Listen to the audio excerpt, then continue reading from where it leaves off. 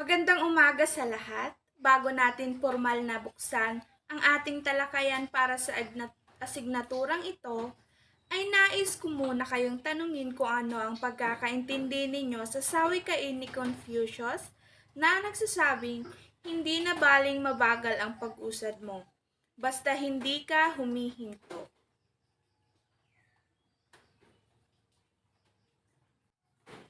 Sige, binibining bauson. Sa tingin ko po ay pinapahiwatig nito ang diretsyong pag-usad ng bawat isa sa atin. Hindi karera ang buhay kaya't lahat tayo ay makakarating sa kung ano ang gusto natin. Maraming salamat. O sino pa ang gustong magbahagi ng kanilang mga kasagutan? Para naman po sa akin, ang ibig sabihin po ng quote na yun ay at least tinry mo yung best mo at hindi ka sumuko. Yun lang po. Para naman po sa akin, kahit anong bagal ng usad, basta hindi ka hihinto at susuko na marating ang pangarap mo sa buhay, mararating at mararating mo yon basta hindi ka susuko sa bawat laban at dawok sa iyong buhay, kahit anong pagsubok pa man ang haharapin.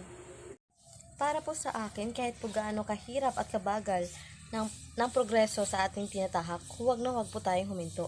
Dahil naniniwala po ako na parehas lang ang pagtakbo at paglakad. Darating at darating din po tayo sa ating patutunguhan. O ikaw, Ginoong Molina? Ay, sige po.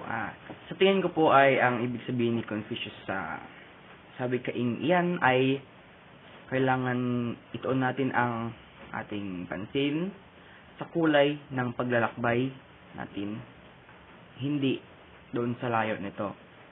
Lahat tayo ay may kanya-kanyang laban at dapat huwag tayong sumuko para sa pangarap na iyon. Maraming salamat sa napakatalinhagang sagot na iyan, Ginoong Molina. Maaari din po ba akong magsagot, ma'am? Kailangan nating pagsikapan kung anong sa tingin nating tama po. Hindi man natin maabot ang perfection, ngunit ang pagiging makatao at palaging maaabot. The Executive Order Number 134 was signed by the late President Manuel Quezon, declaring Tagalog as the national basis for the national language, whereas the Executive Order Number 263 was also signed by him, declaring that the national language should be taught in all over the country, both public and private institutions. These policies have been enacted in school in the form of language practice. This means that starting from elementary up to high school, there has always been a major subject which is Filipino, the national language. It has always been a major subject or core subject to be taught to the students. And integrated in the tertiary level, there will always be subjects to be taught using the national language and corresponds to the national language Filipino, such as kontekstualisadong komunikasyon sa wikang Filipino, sosyedad at literatura, panitikang panlipunan, Filipino sa iba't ibang disiplina, sine-sosyedad, pelikulang panlipunan, at and etc. Aside from overt language policies, which I have mentioned earlier, these policies can be also corresponds to the covert language policies, wherein the Tagalog, or the basis for the national language, can be used as a medium of instruction in subjects like literature, as long as the literature that is being spoken or being taught is made from the Tagalog language. The stakeholders' perspective were explored and analyzed through the result of different focus group discussions among the teachers, pupils, parents, local school board, parents, teachers, and community association, non-government organization, and local government unit. Resulting from this study indicate the four main benefits of language policy, namely, expressing better ideas, building self-confidence, better retention, and promoting a friendly environment. Meanwhile, the issues that hinder the implementation of language policy are grouped into four main significant themes. First, it doesn't suit on a multilingual environment. There's also a presence of difficulty in translation, inadequacy of instructional materials, and mandatory compliance to the Department of Education order. So even if there's a benefits in the implementation of language policy, bear in mind that there's also issues that will hinder the benefits of the language policy. Good morning, everyone. My name is Delilah, and I will answer the third question. How were these issues seen evidenced in actual language instruction? The implementation of the Executive Order Number 134 declaring Tagalog as basis of the national language in all public and private schools in the country become a big part of the education policy in school.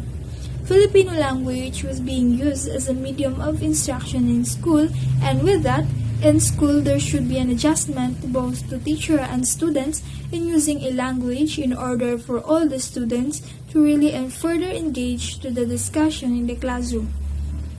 The issues that arises or can be seen in actual language instruction in the classroom is that, first, is the adjustment of teachers and students in using a Filipino language, in which there is a problem that will arise because students will divert their interest in learning and using Filipino language rather than in English language.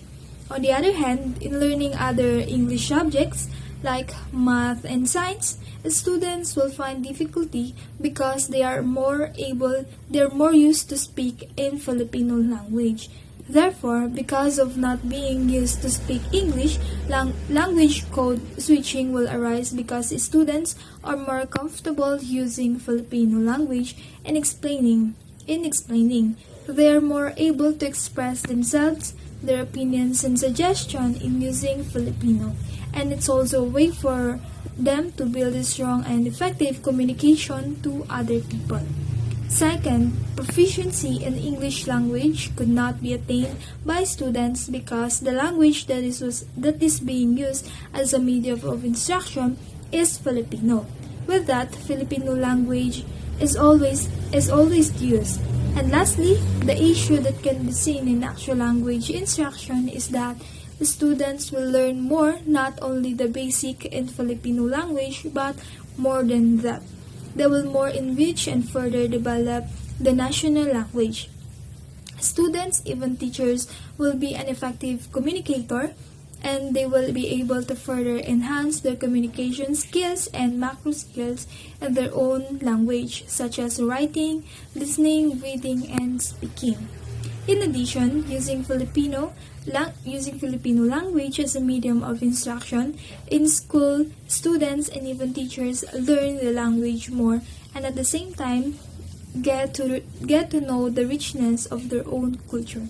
It's also increased the ability and knowledge in our language. With that, I can say that Filipino language as medium of instruction promotes better learning.